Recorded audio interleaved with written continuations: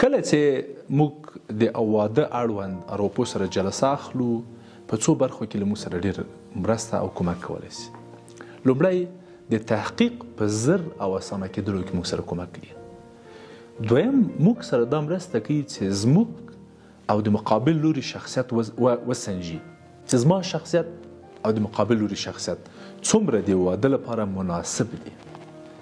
دریم د طلاق، بیلتون، شخړو، تاوتریخوالو، درکونو، صمیمیتونو، مینې او ورته نور مسایل پکې وړاندوینه کیدای شي او راته ویلی شي چې دغه پېښې کیدای شي وشي. څلورم هم د ستونزو هوارېدل دي.